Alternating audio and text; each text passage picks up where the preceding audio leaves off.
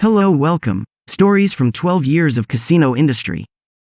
I was asked to make a post about some stories within the casino grounds, so I thought I'd share. I have many, so I'll do my best to pick the better ones. Some back information: I've been a casino dealer for 11 years, I've been a supervisor for 5 years, and I've been a surveillance operator for 1 year. I've worked at 3 properties, none of which are connected or owned by the same company. I've worked on government, private, Native American-owned casinos. 1. From hero to zero. At my first casino, I was one of the first group of people who were trained to deal roulette. After 4 weeks of working 6 p.m. to 3 a.m. then doing roulette training from 3 a.m. to 8 a.m. not paid, I actually really enjoyed the game, and after about 6 months I became extremely quick at the number game and the pace of the action was steady with very low margin of errors. Young man walks in, cashes in for $500. He buys in for $2 chips and just loads the board. After a few spins and pretty decent hits, he then changes his chips from $2 to $5 then to $10 and racks his winnings up to $10,000.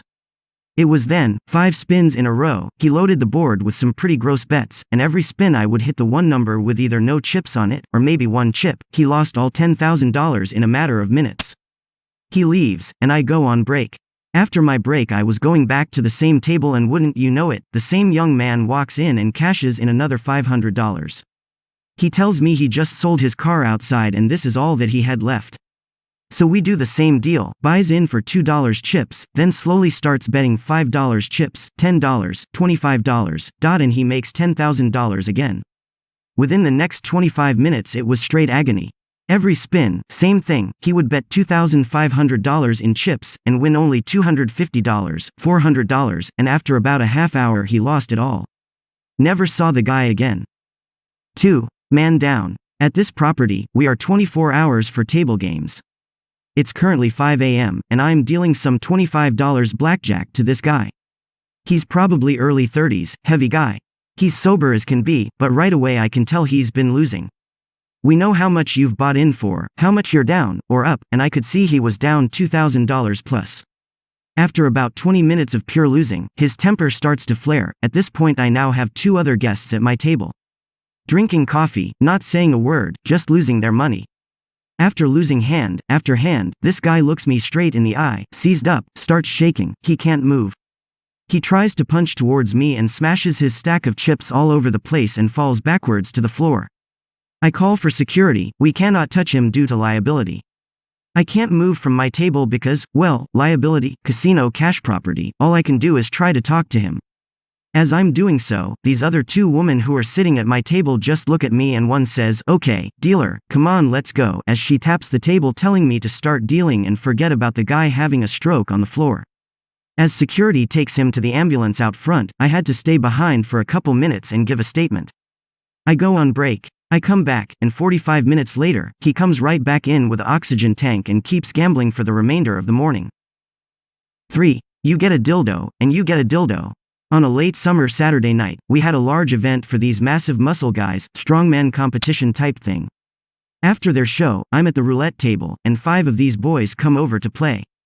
They were absolutely hilarious. They were feeling pretty good, cashed in somewhat large amounts, and I could tell this was going to be a fun time. After about an hour of dealing to these guys, it's almost midnight, everybody is pretty hammered, I spin the ball, and all 5 of these guys take out these goddamn, what I can only tell was 2 feet purple dildos from inside their pants, and wiping them around in the air. The ladies were just loving it. One of the dildos landed in the roulette wheel and we had to shut the table down to recalibrate the wheel to make sure nothing had been changed. I just remember that night was so much damn fun, I couldn't believe what I was seeing and I would never forget it. Full moon on this day, I was actually training dealers, supervising them on small games like 3-card poker. We opened the table at 10 a.m., and this older man came and sat down. He played all day. The jackpot was $21,000 and that was pretty high for this table. He played, and played and played. He's one of the players where you know he's wearing a diaper because he's been drinking coffee, pop all day and hasn't moved in 8 hours. As the day went on, this man never moved from his chair. Getting closer to midnight, he was aggravated and said, "I need to go have a smoke, I'm getting killed in here." He left, and the very next hand, the lady beside him was dealt the jackpot. He didn't say much, but you could just tell he just hated life at that very moment because had he not gotten up, it would have been his hand. The man calmly took his cane, his hat, jacket, coffee, and left. The next morning I found out when he did leave he drove his car straight through his bank and was arrested. Slick robber. I actually give props to people who can actually pull this off. This story may confuse you, so I'll try and explain things as best as possible. A lot of casinos have machines as soon as you walk through the front doors. A man walks up to one of these machines and sticks in his $100 bill. He doesn't gamble it, instead he hits the cash out button and gets a $100 Tito ticket, where he then takes the ticket to the ATM machine to get his $100. Now remember, his original $100 is in the slot machine. He then takes the $100 from the ATM and goes back to the same machine, and repeats this process over 100 times. Essentially he's taking money from the ATM, and loading up the slot machine. Now he knows he can't do it too much, because if the slot machine gets full of money, the machine will shut down and the slow attendant will have to take all the cash out. So he deposits over $10,000, then has a small crowbar, he cracks the machine open and makes a run out the front door. To my knowledge he was never caught. But damn, that was pretty smart. 6. Mental health is a thing. 10 p.m. Man walks in to play some high-limit blackjack. This guy knows the game and played well. Dressed nice, drank juice, tea, a little bit of attitude, cashed in over $10,000. When this man was halfway down his buy-in, he said something along the lines of, "If I don't win here tonight, I'm going to go set myself on fire." I wasn't sure if he was serious, because when people are down, they tend to say a lot of nonsense. I actually left early that night, and from a third party was told he did exactly that in the parking lot. The next day it was clear something terrible had gone wrong in the parking lot. 7. Nothing good happens after midnight. After a busy Saturday night, I was dealing a mix of games, and during this story I was in the middle of blackjack. I had one young kid, probably 19, sitting in the middle, one older male probably in his later 40s sitting beside him on his right, and I had a really nice couple in their 20s sitting together at the other side. This young kid wasn't playing, just sort of watching, and every time the old man won he would give this young guy some of his winnings. The older man was a wine drinker, and he had black between all of his teeth, I'll never forget. He's a little drunk but nothing terrible. As the night goes on, the older man goes and uses the washroom, at which point the couple asked the young guy, "Oh, was that your dad?" And the young guy says, "Huh, no, I wish." The couple and I just looked at each other. This old guy was in complete control over this kid. Absolutely disgusting. The night ends, and I find out the couple called a few of their friends, and they all waited outside by this old man's truck and beat the living hell out of him. 40 years old, sleeping with a 19-year-old, completely brainwashed. Very weird. 8. That one coworker where you just wish they would quit. One of our coworkers, nice guy but had a very big ego, and we as employees just sorta left him alone. One day he had enough of the atmosphere and quit. Now usually when you quit, you cannot come back until your paperwork is finalized. However, HR was in that day, and he was given the paperwork the very next day.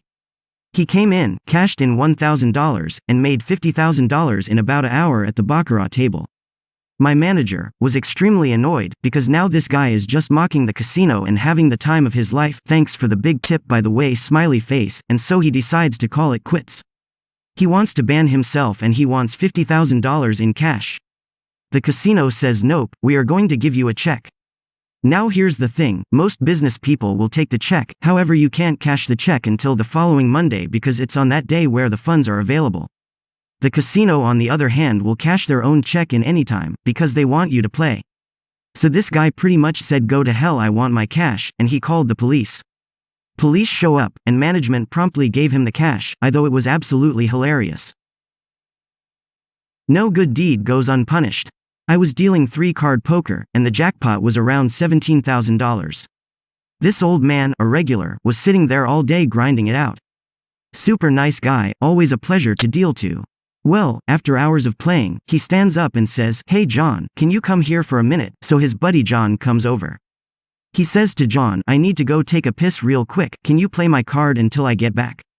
John agrees. John takes the chips, and I stop him and explain he can't play his friend's chips, he needs to cash in and play his own. And he does. Welp, second hand out, and bam, doesn't he win it? The old man comes back and is so happy, he can't believe it. John took his $17,000, didn't say a word to his buddy, and walked away. I never felt so much hatred in all my life. Didn't give him $1, not a thank you, nothing. The old man sits back down again, the progressive resets to $2,500, and he sat there grinding away again. 10. The top knot. I had this player, young guy, who was born into a fortune. One of his relatives passed away and left him a pretty big sizable amount of money, so he played poker every single day for the rest of his days. I will add, he is a good player. I did not enjoy his company just because of the know-it-all attitude, but he was good. We'll call him John. John is 5'10", and well-built, with muscle. John also decided today was the day to show off his top knot. Google top knot if you're not sure what I mean. So he sits down, and he's absolutely killing the table. Every hand, after hand, after hand. And because he's in such a good mood, he's playing any 2 cards, calling any $500 bet, and he's just dominating. This one guy at the table decided he had enough. He got up, without saying a word, and left. A moment later, he comes back in, walks behind John, and takes a pair of scissors, and cuts off his top knot. I for one couldn't believe it, dying laughing inside, and it just turned into one big brawl. That was a good day. 11. That one bad seed. One of my best friends who I haven't seen in years ended up being part of the crew. Was kind of nice to catch up. We never really got along as we grew up because he has a very high picture of himself. He wanted that 10 out of 10 woman, a mansion, and a new Corvette. So every month or so we would all go up to the other casino to play. I myself would bring no more than $500, but I couldn't understand how this guy, we'll call him Kyle, was spending thousands of dollars at the tables. So this went on for a few months. Well, one day, as we're closing the casino, he and I are in the high-limit room and we're getting ready to close the tables. We are told to take the chips out, count them, put them back, sign this piece of paper, and that's it.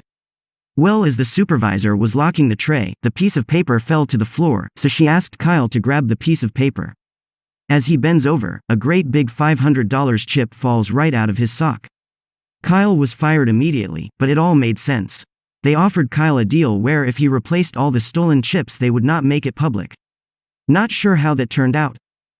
12. If I ever decide to write a book, this will be the last chapter. After working at my first casino for 5 years, I met an Indian woman who was visiting from another part of the country. During this time I was explaining a game to her, which honestly I don't think she even cared. She explained she was visiting and sightseeing, and that was that. Well, 2 years later I ended up moving to the other side of the country and transferred casinos, and lo and behold she worked there as a dealer. We got married, and it's been 5 years. 13. The tip. One of our tables that we've had for a couple years had a progressive jackpot that had reached $100,000. The dealer at the table was sitting pretty lonely. Nobody really played the game because people knew it was extremely difficult to win the jackpot. My memory is a tad foggy, but you somehow needed to flop the royal flush. This young guy sits down and says to the dealer, we'll call him John. John, if you pay me that jackpot, I will tip you $10,000. Well, John started dealing, and about a half hour into his shift, he *C King did it. He dealt him the royal. And you know something? This young lad kept his word, and he made sure there was an audience, and he tipped exactly $10,000. That was a moment right there. That paycheck was real nice. I think we all got about $500 more than usual. The moment that jackpot was awarded they got rid of the table because the money it was making was not near what the casino wanted. I'm sure there have been bigger tips at other casinos, but that was something special. 14. The lawsuit. Now this story I'm going to have to beat around the bush a bit due to the nature of what happened. I won't answer any questions that you may have on this topic other than what I have to say because it had a lot of publicity. The waitresses at this casino had to wear very thin sexy clothes. Not borderline legal, but it was noticed. One day they called all the waitresses to come in and explain they were changing their outfit to something even more sexier. Now these new dresses were very borderline legal. The staff said no way. We're not wearing that. So, Friday night comes, and the staff work their whole shift, then at the end of their shift were called into a meeting and were all fired. Welp, one of those ladies' father was a pretty big time lawyer. Brought the casino to court and won. They won big. Good for them. We had no waitresses for a couple days, haha. Thanks for reading along. I have many more I can add as the day goes on. Those were just some off the top of my head. Feel free to ask any questions of the casino industry. I don't really have many stories about the surveillance department because that's the one area where I can't really say a whole lot due to its privacy and contracts I was and still am under. Thank you for watching. If you enjoyed the video, hit like. If you would like to see more, feel free to subscribe.